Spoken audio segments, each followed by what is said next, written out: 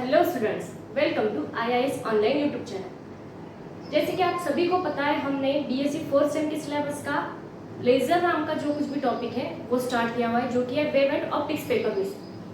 तो उसी में हमने लेजर टॉपिक में स्टार्टिंग में इंट्रोडक्शन देखा, उसी में हमने एब्जॉर्प्शन फेनोमेनन देखा, उसी के साथ में हमने देखा इमिशन के दो टाइप्स थे, spontaneous emission and stimulated emission. Next उसके बाद में जो कंसेप्ट हमने देखा था वो था पॉपुलेशन इन्वर्जन। चारों के चारों बहुत ही आसान एंड इम्पोर्टेंट कंसेप्ट थे, जिसी के बेसिस पे आज हमें हमारा नया कंसेप्ट इंट्रोड्यूस करना है, जो कि है आइंस्टाइन कोएफिशिएंट। बहुत ही इम्पोर्टेंट कंसेप्ट है। जितना हमने प्रीवियस दो वीडियोस में देखा था उसी को अप्लाई करते हुए हमें आज आइंस्टाइन कोएफिशिएंट देखना है। तो उसके लिए हमने फर्स्ट ऑफ ऑल क्या देखा था, मैंने आपको एनर्जी लेवल्स बताई थी।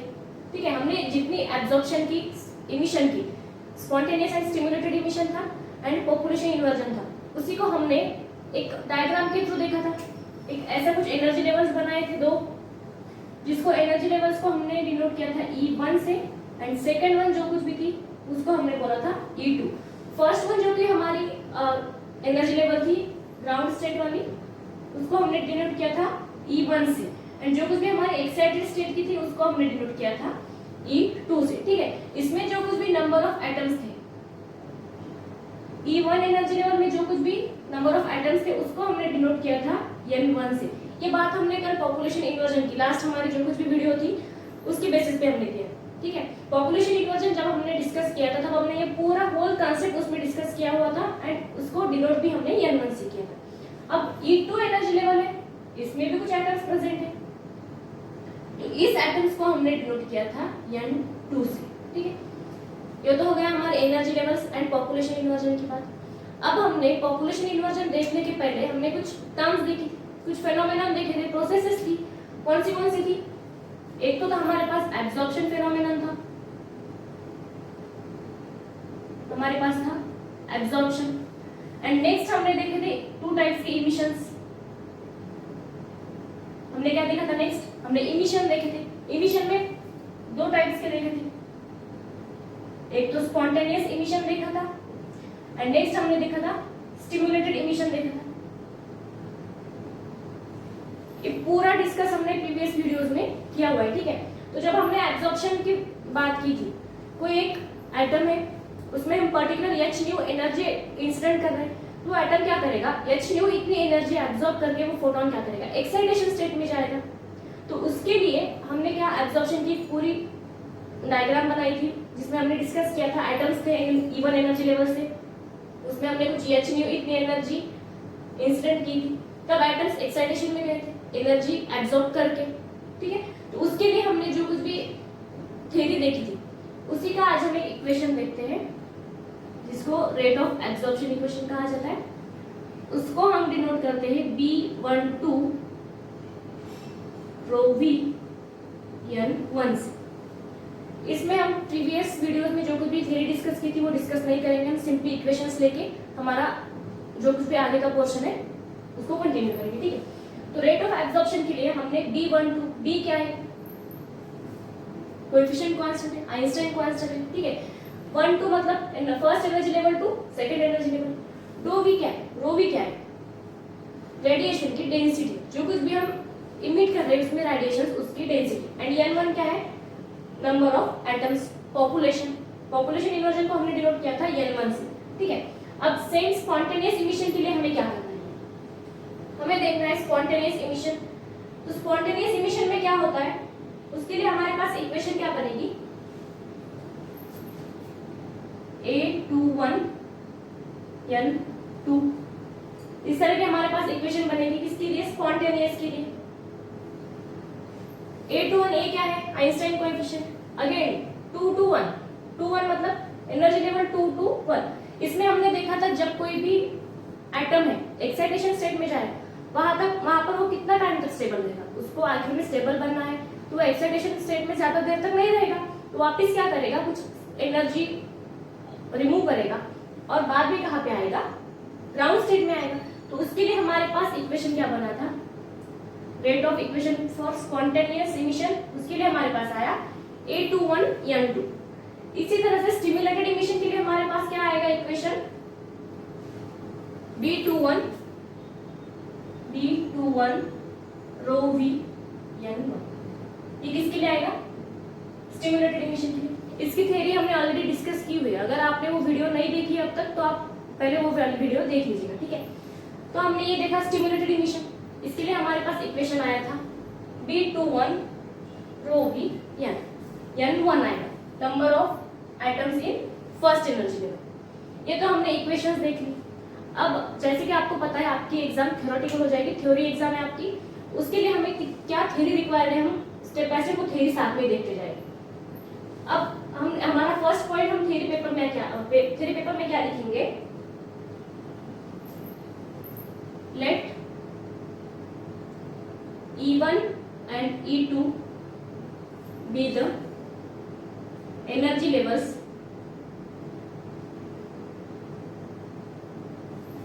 and N1 and N2 be the number of atoms respectively.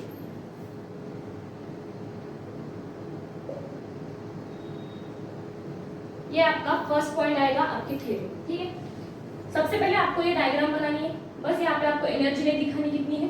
And ये पोर्शन हमने लास्ट वीडियो का रिवाइज किया हुआ है, उसके हमने इक्वेशन देखे थे, तो ये पोर्शन आपको लिखने की जरूरत नहीं है।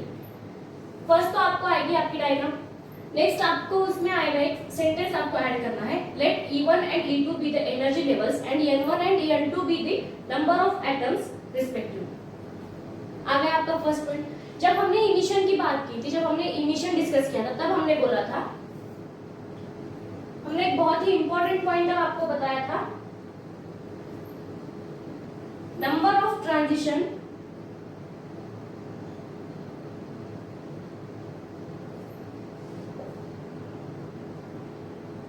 फ्रॉम कहां से कहां तक आएंगे?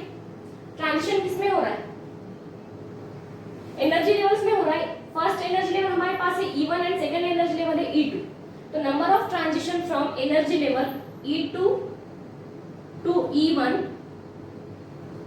Is equal to the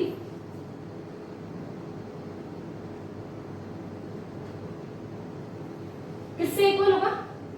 number of transition from E1 to E2। ये पॉइंट हमने जब इमिशन डिस्कस किया था तभी भी आपको बताया था, is equal to number of transition from E1 to E2।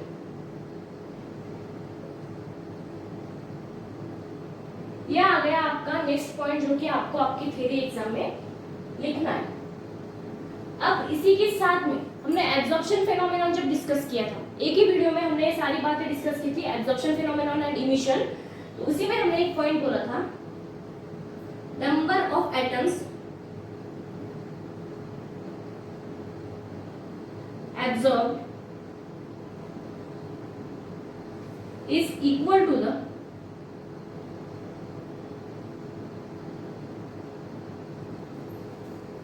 number of atoms emitted।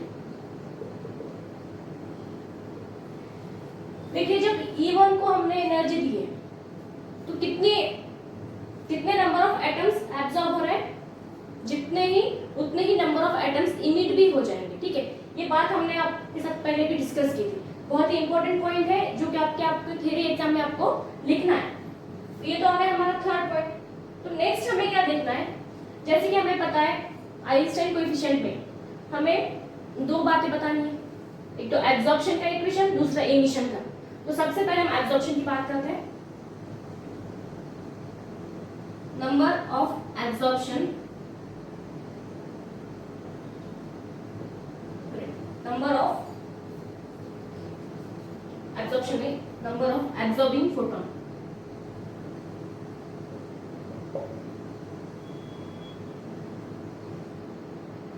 कितने? इसमें हमें लिखना है हमारा रेट ऑफ एब्जॉर्प्शन का जो कुछ भी इक्वेशन है वो क्या है, वो B12 कुछ इस तरह से हमारे पास इक्वेशन, ठीक है। नेक्स्ट हमें क्या देखना है? नंबर ऑफ इमिशन का, number of emission emitted photons. अब इमिशन के हमारे पास जब दो अलग अलग प्रोसेस है, एक तो स्पॉन्टेनियस इमिशन, दूसरा है स्टिमुलेटेड। तो हम साथ में क्या करेंगे, दोनों का भी एडिशन करेंगे, इमिशन की टोटल जो कुछ भी हमारे पास पॉइंट आएगी। तो ये हमारे पास क्या बनेगा, A21N2 प्लस B12 दो भी N2, ठीक है, ये आ गया। अब नेक्स्ट हमें क्या करना है, इसको हम देंगे इक्वेशन नंबर 1 एंड ये है हमारे पास इक्वेशन नंबर 2। तो जल्दी से इसके आप स्क्रीनशॉट ले लीजिए, इसके बाद में हमें नेक्स्ट पॉइंट ऊपर कंटिन्यू करना है। अब हमने यहाँ पे इक्वेशंस तो निकाली, एब्जॉर्प्शन एंड इमिशन की जो कुछ भी प्रोसेस थी उसकी इक्वेशंस हमने निकाली। तो सबसे पहले हमें हमारी जो सेकंड हमारी लाइन है, सेकंड और थर्ड, इसमें हमने क्या बोला है, number of atoms absorb is equal to number of atoms emitted. हमारा जो कुछ भी थर्ड पॉइंट है यहाँ पे, उसमें हमने बोला है number of atoms absorb is equal to the number of atoms emitted. तो इसी से हमें क्या इक्वेशन मिल जाएगा, B12 is equal to emission का,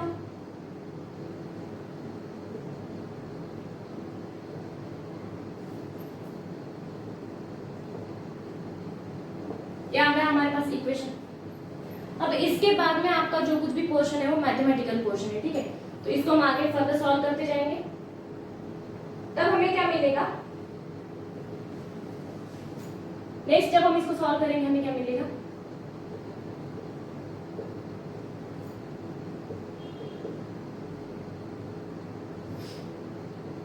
मैथमेटिकल पोर्शन है, आप इसको कैलकुलेट कर सकते हैं।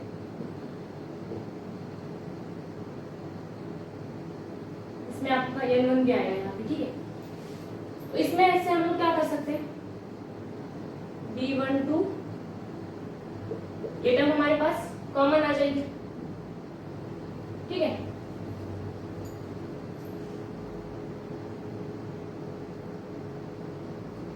यहाँ पे आपका N2 है, ठीक है।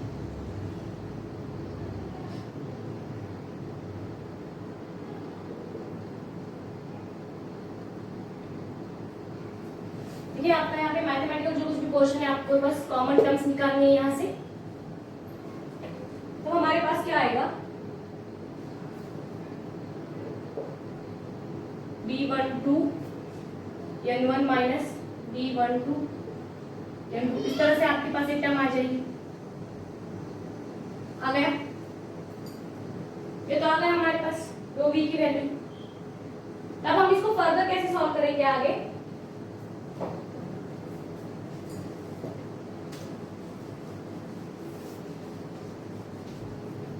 हमारे पास डेंसिटी की वैल्यू आ जाएगी A21N2 divided by B12N1 minus B12N2। जब हमें इसको आगे सॉल्व करते जाना है तब हमें एक वैल्यू मिलेगी, उसको हम प्लैंक्स कांस्टेंट के साथ हम रिप्लेस भी कर सकते हैं, प्लैंक्स कांस्टेंट की वैल्यू के साथ हम उसको लिख सकते हैं, ठीक है। यहाँ पे हम लोग क्या करेंगे, डिवाइड बाय, इसको हम जब हमें सिंपली सॉल्व करना है मैथमेटिकल में तब हम उसको डिवाइड एंड मल्टीप्लाई करके भी सॉल्व करते हैं। तो हमें क्या करना है, डिवाइड बाय B12 N2 से, B12 N2 से हमें क्या करना है, इस होल टर्म को हमें डिवाइड करना, तब हमें क्या मिल जाएगा, A21 N2 divided by B12 N2 whole term divided by B12 N1 divided by B12 N2 minus B12 N2 divided by B12। इस तरह से आपके पास इक्वेशन आ जाएगा। तब हमें नेक्स्ट क्या मिलेगा, इसमें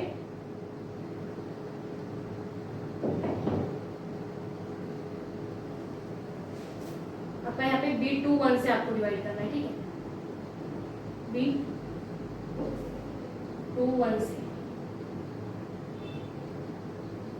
नेक्स्ट आपको क्या मिल जाएगा, A21 bye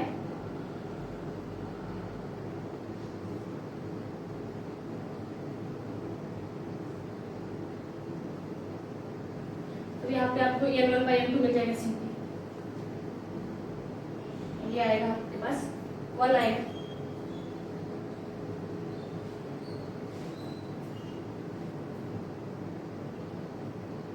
sorry B12 bye B21 आएगा। इतना सॉल्व हो गया। हमें एक इक्वेशन हमारे पास पता है जो कि है रिलेशन है हमारे पास N2 बाय N1, उसको हम किससे लिखते हैं N2 बाय N1 को हमारे पास वैल्यू है E equals to minus ET, हमारे पास यहाँ पे वैल्यू है energy E1 bye E2 bye TT। ये हमारे पास एक इक्वेशन है जो कि हमें पता है। अब यहाँ पे आप ऐड करेंगे we know N2 bye N1, लेकिन वहां पे क्या है N1 बाय N2 है, तब आपके पास वैल्यू क्या बनेगी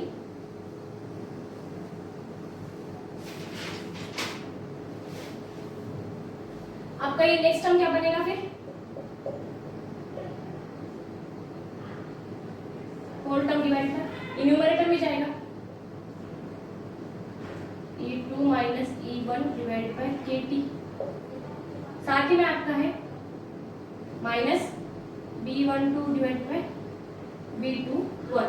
इस तरह से आपके पास कुछ इक्वेशन आ जाएगा। ये टर्म आपकी क्या जाएगी न्यूमरेटर में जाएगी।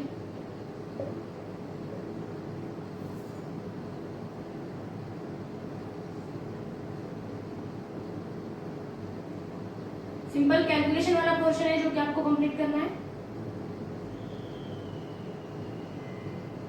इस तरह से आपके पास कुछ वैल्यू बन के आएगी।